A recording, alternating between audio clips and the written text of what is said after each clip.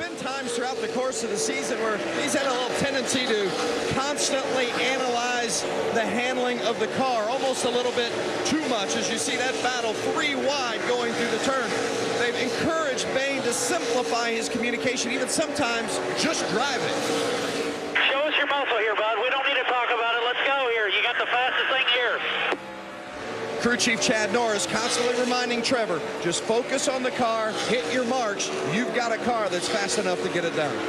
And he was fastest that last lap, 33.7 seconds. Leader Carl Edwards at a 33.8. And there you see Ricky Stenhouse Jr. going around the lap vehicle, the 14 of Eric McClure. McClure in 28th spot. He is 3 laps down. Yeah, it seems that Trevor Bain is making his time, his fastest laps are when he can run right against the wall and doesn't have someone there. Makes it a little more difficult when he encounters traffic and has to go to the bottom, but I'd say most of the guys are in the same situation. As you go on board, I would not suggest trying this on I-95, getting this close to the wall.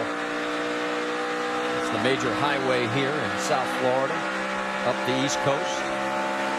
See, in that high lane, you can carry so many more RPMs to get to the straightaway. Making some grip right up on that very, very outside edge of that groove. Yeah, what I like watching Trevor is he enters the corner really high. And what that helps do is the car will be rotating and turning in the center. Well, you watch Ricky Stenhouse a little lower on the entrance. Well, not that time. Well, you could, but you see he goes down. Then he'll go up. So he's down in the, it looks like his car's a little bit tight, Ricky Stenhouse right in the center. And but you can see Trevor actually pick up a little bit right there. And that's what the view looks like from outside as a little deeper in the field. And as we check in on Team Penske, there is Brad Keselowski. He is running right in front of his teammate Sam Hornish Jr. They are 5th and 6th and about 5.5 seconds behind the race leaders. And there's Clint Boyer also in that mix right behind him. Yeah, Boyer's got his car on the march here. He was back outside the top 10 just a little while ago, so he's been able to make some passes, but like he's been fighting a race car that was pretty loose some of the time and marching forward. He had the 3rd fastest lap, that last lap, as they too are going around that 0-4 of Casey Roderick. 2nd place looks like it's going to change hands. Trevor Bain looking to get around Ricky Stenhouse Jr. and here comes Ricky right back. Well, that's the problem Trevor seems to be fighting, and everyone will when you go down there and try to carry the speed. You get a little bit tight on exit of the corner. You can see right there that Stenhouse has hit the wall with that right rear. Yeah, that may have been how Trevor Bain got around him to begin. Got into the wall. Yep, there you heard him. Said check the right side. Here it is. Yeah, and he was moving down just before we went to this replay. You can see right here getting into the wall just a little bit. Yeah, that's pretty hard. And the caution has come out as we're showing you that replay. Here's what it looked like on board from Trevor's view. That's the risk of running that high lane. You just don't have any room for error up there.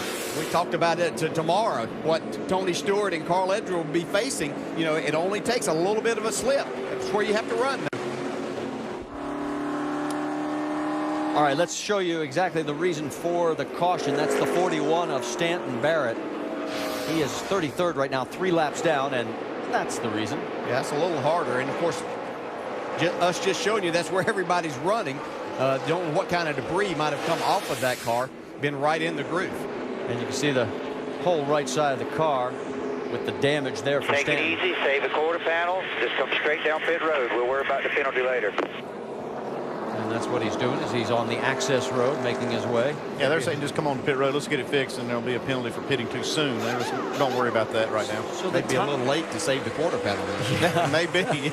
The timing was pretty good. We were about 10 laps away from having a next round of green flag pit stops. We have completed 132 of 200. It's still outside of the window of being able to make it from here, though, so we'll see what the strategy is if it goes green from here.